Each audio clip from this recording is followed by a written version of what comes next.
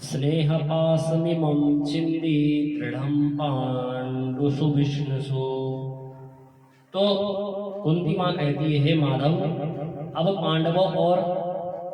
पांडवों के प्रति मेरे इस स्नेह पाश को काट दीजिए। कुंती माँ की स्तुति सुनकर भगवान द्वारिका नहीं गए और कुछ दिन तक वहीं रहे। एक दिन भगवान श्री कृष्ण ने देखा कि युधिष्ठिर जी बड़े उदास से रहते हैं, क्योंकि वह स्वयं को महाभारत युद्ध का कारण मानते थे। वह ऐसा सोच रहे थे कि अगर मैंने समझदारी दिखाई होती तो महाभारत का युद्ध रुक सकता था। तो भगवान युधिष्ठिर आदि को लेकर भीष्म पितामह के पास गए। भगवान ने पहले विचार किया कि अगर मैं युधिष्ठिर जी को उपदेश करूंगा तो इनके ऊपर मेरी बात का कोई असर नहीं पड़ेगा, लेकिन अगर कोई वृद्ध जिसका समय आने वाला है अगर वह उपदेश करेगा तो बहुत ही अच्छा असर पड़ेगा। तो भगवान जो है युधिष्ठिर जी को पितामह भीष्म के पास ले गए और भीष्म पितामह को प्रणाम करते हुए युधिष्ठिर जी कहते हैं, हे राजन, ऐसा साक्षात ईश्वर आद्य पुरुषः नारायण अस्ति। यह साक्षात ईश्वर है। तो पितामह भीष्म अर्जुन से कहते हैं, हे अर्जुन, कि तुम्हारा जीवन तो बड़ा धन्य है। यम मन्यसे मातुलेयम प्रियम मित्रम सुहृतमम अकरो सचिवम दूतम सौहृदारथ सारथी। कि देखो, जिसका इनसे एक संबंध जुड़ जाए उसी का कल्याण हो जाए, और तुम्हारे तो ना जाने कितने संबंध भगवान से हैं। तो तुम इन्हें कभी मामा का बेटा बना लेते हो, कभी मित्र, तो कभी सारथी, और कभी उन्हें गुरु बना लेते हो। तो इनसे कभी तुम गीता का ज्ञान लेते हो, कभी मंत्री बनाकर परामर्श लेते हो, तो कभी इन्हें साला बनाकर इनकी बहन से विवाह कर लेते हो। तो अर्जुन, आपका जीवन बड़ा धन्य है। बताओ तुम्हारे कितने नाते हैं। तो ऐसा भीष्म पितामह सब सुन रहे थे। तो भीष्म पितामह भगवान से प्रार्थना करने लगे। भीष्म पितामह जो है मृत्युशैया पे पड़े हुए थे। तो भीष्म पितामह भगवान को देख रहे थे और भगवान से प्रार्थना करते हैं कि सदैव देवो भगवान प्रतीक्षताम कलेवरम यावदिदं हिनोम्यहम् प्रसन्न हासारुणलोचनो लसन् मुखाम्बुजो ध्यान पतश्चतुर्भुजः। भीष्म कहते हैं, अहम यावद इदम कलेवरम अहिनोमि तावत भगवान प्रतीक्षताम। हे देवादिदेव भगवान श्री कृष्ण, जब तक मैं अपना पंच भौतिक शरीर न त्यागूं तब तक तुम यहाँ पर मेरी प्रतीक्षा करो। भगवान श्री कृष्ण ने युधिष्ठिर जी से कहा कि देखो युधिष्ठिर, यह समय अच्छा है कि आप के मन में जो भी संशय है, आप जो भी पूछना चाहते हैं तो वह इस समय पूछ सकते हैं। तो युधिष्ठिर जी कहते हैं, दान धर्मान राजधर्मान मोक्ष धर्मान विभागसः स्त्री धर्मान भगवत धर्मान समासप्यो संयोगतः। युधिष्ठिर जी ने भीष्म पिता से दान धर्म, राजधर्म, मोक्ष धर्म तथा स्त्री धर्म और भगवत धर्म का वर्णन किया। और जब युधिष्ठिर जी संतुष्ट हो गए तो उत्तरायण का समय आ गया। माघ का महीना आया, शुक्ल पक्ष की एकादशी तिथि आ गई, बुधवार आ गया, शरीर छोड़ने का समय हो गया। तो भीष्म पितामह ने भगवान की स्तुति की। इति मति रूप कल्पिता भितेष्णा भगवती सा तत्पुंगवे विभुम्नि स्वसुखमुपगते क्वचित् विहर्तुम् प्रकृतिमुपेयुषि यद्भवा प्रवाह त्रिभुवनगमनं तमालवर्णं रविकरगौरवरं वरं दधाने वपुरलककुलावृताननाजं विजयसखेरतिरस्तु मे नवद्या।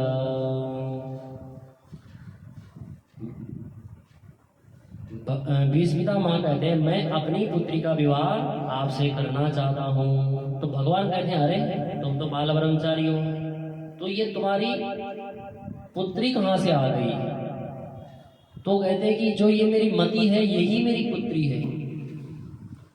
ये जो मति है इसको ही मैंने अपनी बेटी बनाया हुआ है। तो मैं इस मति को ऐसे व्यक्ति के हाथ में देना चाहता हूँ जिसके हाथ में कंट्रोल हो। और मैंने इसलिए इसको मति बनाया है क्योंकि पुत्री के प्रति काम भाव नहीं रहता, निष्काम भाव होता है। तो बुद्धि रूपी कन्या की क्या विशेषता है भगवान पूछ रहे हैं। तो भीष्मिका माँ कहते हैं ये वितृष्णा है, तृष्णा रहित जो है वह मेरी बुद्धि है। तो कहते हैं सुत बित लोक ईसनातीनी केहि के मति इन कृत न मलिनी। पुत्र धन और लोक प्रतिष्ठा इन प्रबल इच्छाओं ने किसकी बुद्धि को मलिन नहीं किया, सभी की बुद्धि को इसने मलिन किया। तो हे नारायण त्रिभुवन कमलम तमाल वर्णम, हे तीन लोक में सबसे सुंदर तमाल के पत्ते के समान श्याम वर्ण वाले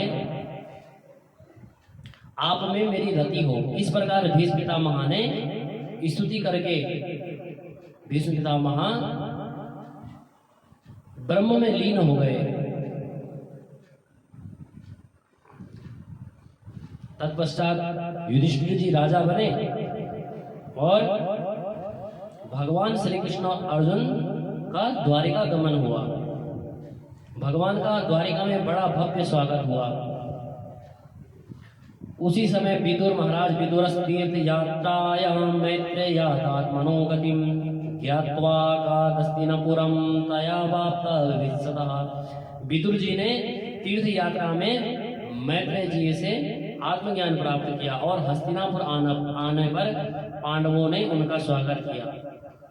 तो एक दिन एकांत में विदुर जी ने धृतराष्ट्र को समझाया कि देखिए आपकी अवस्था ढल रही है और आप क्या है दूसरों के घर पे पड़े हुए हैं। भीमा पवर्जितम पिंडा मादित्य गृहपालवत, कि आप भीम के दिए हुए टुकड़े खा रहे हैं। जैसे एक श्वान रहता है ऐसे ही आप अपना जीवन यापन कर रहे हैं। तो बड़ा आश्चर्य यह है कि आपने जिनको जलाना चाहा, जिनको विष देना चाहा जिन पांडवों को, और जिनकी स्त्री का आपने भरी सभा में अपमान किया, उन्हीं का आप अन्न खा रहे हो। आप मेरे साथ हरिद्वार उत्तर की ओर उत्तराखंड की यात्रा करें।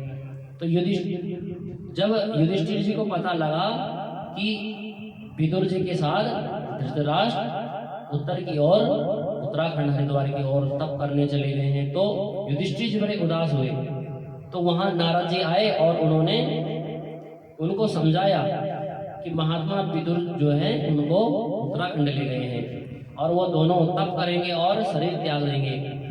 दोनों का मोक्ष देकर विदुर जी प्रसन्न हो जाएंगे और वहीं से विदुर जी अपनी यात्रा में निकल जाएंगे। ऐसा कहकर श्री नारद जी ने धर्मराज युधिष्ठिर जी का शोक जो संतप्त था वह दूर किया। अब शौनकादि ऋषि कहते हैं कि सूत जी हे महाराज कि जो वह बालक था जिसकी रक्षा भगवान ने उत्तरा के गर्भ में की थी, तो उस बालक का क्या हुआ? और जो आपने कहा था कि ब्राह्मणों ने भविष्यवाणी की थी कि इस बालक के जन्म और कर्म बड़े दिव्य होंगे, तो उसके कैसे जन्म में कर्म थे और किस प्रकार से उसको मोक्ष की प्राप्ति हुई? अब आप ही हमें विस्तार से कथा सुनाइए। सूत जी कहते हैं कि हे ऋषियों, समय आने पर उस बालक का जन्म हुआ। और वह बालक बड़ा ही दिव्य था। तो जिस किसी की गोद में वह बालक जाता तो उसे ध्यान से देखता और निहारता रहता कि मैंने गर्भ में जिस 4 हाथ वाले के दर्शन किए थे, कहीं यह वही तो नहीं। तो ब्राह्मणों ने प्रसन्न होकर उसको आशीर्वाद दिया कि श्री कृष्ण के द्वारा इसकी रक्षा की गई, अतः यह बालक विष्णुरात के नाम से प्रसिद्ध होगा। विष्णुना श्री कृष्णेन रातः सुरक्षिता इति विष्णुराता, और इसका नाम विष्णुरात होगा। ब्रह्मरात है श्री सुखदेव जी का नाम और विष्णुरात है परीक्षित जी का नाम। और यह बालक जो है यह बड़ा ही धर्मात्मा बालक होगा, धर्म के चारों चरणों की यह रक्षा करेगा। जब यह सब बातें उन्होंने ब्राह्मणों ने उनको बताई तो फिर अंतिम में उन्होंने एक बड़ी दिव्य बात बताई कि तक्षका दातवनो मृत्युम द्विजपुत्रों पर सर्जिता, कि एक ब्राह्मण पुत्र के साप से तक्षक नाग के डसने से इसकी मृत्यु होगी। लेकिन निराश होने की कोई आवश्यकता नहीं है, क्योंकि अंतिम समय में विरक्त संत व्यास नंदन सुखदेव जी से श्रीमद् भागवत सुनकर यह मुक्त हो जाएगा। बोलिए श्रीमद् भागवत महापुराण की जय।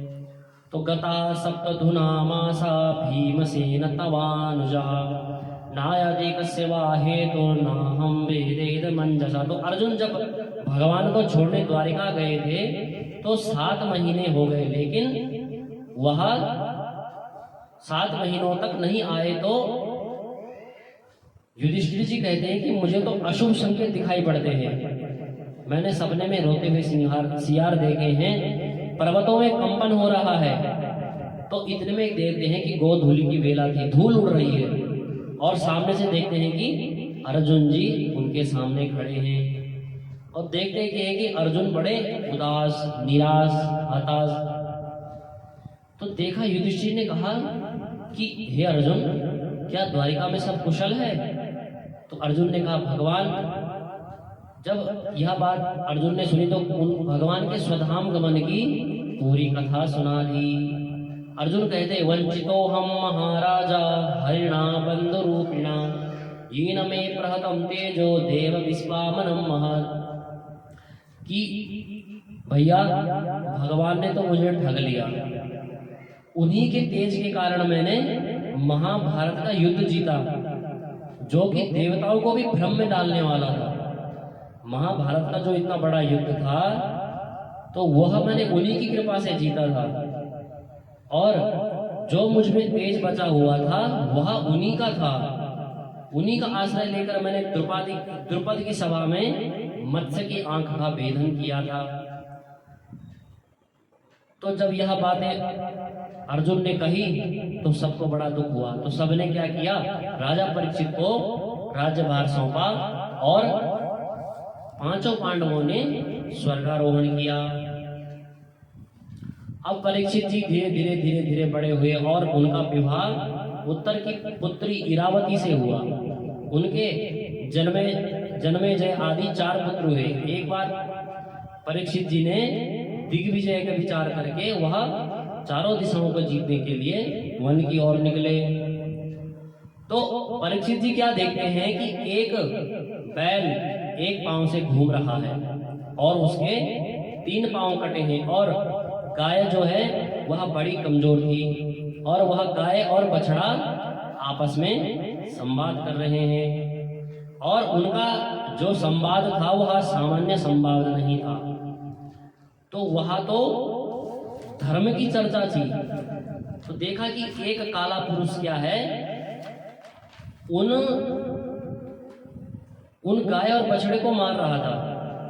तो जब परीक्षित जी ने यह दृश्य देखा तो परीक्षित जी ने अपनी तलवार निकाली, और वह जो काला पुरुष था वह महाराज परीक्षित के शरण में आ गया।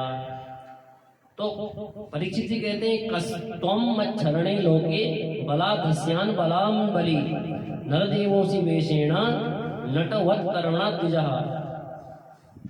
कि क्यों इतना तुम ये कुकर्म कर रहे हो, ऐसा काम क्यों कर रहे हो, और तुम कौन हो? तो वह कहता है, महाराज मेरा नाम कलयुग है और मेरा तो यही धर्म है, क्योंकि अगर मैं ऐसा नहीं करूंगा तो मेरी रोजी रोटी नहीं चलेगी। अब देखिए, जब वह कलयुग, अब कलयुग क्या है? कम आनंद ददाति सा कलयुगा, यह कलयुग कर परम प्रतापा, मानस पुण्य हो ही नहीं पापा। तो कलयुग की कड़ी विशेषताएं भी हैं।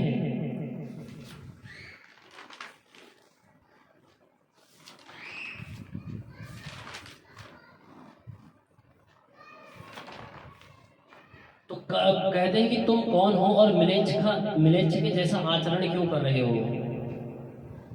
भेष तो तुमने राजाओं का बनाया हुआ है और कर्म तुम्हारे शूद्र के समान है। इस प्रकार मेरे राज्य में तुम निर्बल प्राणियों को क्यों सता रहे हो? तो तुम तो दंड के अधिकारी हो भैया, दंड तुम्हें अवश्य मिलेगा। तो वह हाथ जोड़कर प्रार्थना करने लगा, बहुत महाराज मैं कलयुग हूं और समस्त पृथ्वी पर एक छत्र आपका ही राज है, तो बताइए मैं कहां जाऊं? तो जो यह गाय और बछड़े हैं, यह साक्षात धर्म है, तुम इनको क्यों मार रहे हो? क्योंकि हे धर्म, सतयुग में आपके तपस्या, पवित्रता, दया, सत्य ये 4 चरण थे। तो अभिमान के कारण क्या हुआ? तपस्या का नाश हुआ। असत आसक्ति के कारण पवित्रता का और अधर्म के कारण दया का नाश हुआ। लेकिन एक विशेषता है, यत फलम नास्ति तपसा न योगेन समाधिना तत्फलम लभ्यते सम्यक कलौ केशव कीर्तना। कलयुग के एक गुण पर परीक्षित जी को प्रसन्नता हुई कि कोई तप नहीं, कोई जप नहीं, सिर्फ हरि नाम। कलयुग केवल नाम आधारा, सुमिरि सुमिरि नर उतर ही पारा। तो सिर्फ एक गुण पर रीझ कर परीक्षित ने रहने के लिए उस कलयुग को 4 स्थान दिए। द्यूतम पानम स्त्रिया सूनम यत्रा धर्मश्च चतुर्विधा। द्यूत मतलब जुआ, पानम मदिरा, स्त्रिया वैशाल्य, और सून मतलब हिंसा। तो 4 स्थान दिए। तो कलयुग बोला, रे महाराज जैसे मेरी शकल वैसे आपने स्थान दिए, कोई एक अच्छा स्थान दीजिए ताकि मैं विश्राम कर सकूं। तो परीक्षित ने कहा कि सोने में मैं तुमको एक स्थान और देता हूं कि तुम जो है सोने में निवास करोगे। जो 5वां स्थान दिया तो कहते हैं कि यह सब सोने में पाया जाता है, झूठ, मद, रजोगुण। तो जब यह कलयुग को स्थान मिला तो कलयुग विचार करने लगा कि पहला असर मैं परीक्षित पर ही दिखाऊंगा, और ऐसा कहकर कलयुग चला गया। अब एक बार क्या हुआ कि राजा परीक्षित ने शिकार करने का विचार बनाया। एकदा धनुरुद्यम्ना विचरन् मृगया मने मृगानुगतः स्वातः क्षुधिस्त्रिशतो वृषम्। परीक्षित जी वन में गए और वहां एक आश्रम के बाहर से गुजर रहे थे। तो बड़ी प्यास लगी और कहा कि यहाँ पर चलना चाहिए, शायद कोई होगा तो हमारी प्यास बुझाएगा, कोई देव पुरुष होगा तो हमारी पास प्यास बुझाएगा। तो परीक्षित ने देखा कि शमीक मुनि का आश्रम था। तो शमीक मुनि के आश्रम में गए और आवाज लगाया, अरे भाई कोई है जो हमें जल पिलाएगा। तो वहां पर मुनि तप कर रहे थे। तो तप कर रहे थे, तो परीक्षित को लगा कि जैसे ही मैंने आवाज लगाई ये आंखें बंद करके बैठ गया। तो एक मरा हुआ सांप पड़ा हुआ था, वह सामिक मुनि के गले में डाल दिया। तो यह दृश्य जो है वह उनके शिष्यों ने देख लिया और शमीक मुनि के पुत्र श्रृंगी को यह बात उनके मित्रों ने बताई। तो श्रृंगी को बड़ा क्रोध आया और उन्होंने कौशिकी नदी का जल लेकर परीक्षित को श्राप दिया कि इति लंघित मर्यादम तक्षका सप्तमे हनि दक्षंती स्म कुलांगारम चौदितो में तद्रुहम, कि जिसने मर्यादा का लंघन किया है, कुल के कलंक जो भी है वह राजा, मैं तुम्हें श्राप देता हूं, आज के 7वें दिन तक्षक नाग के टसने से तुम्हारी मृत्यु हो जाएगी।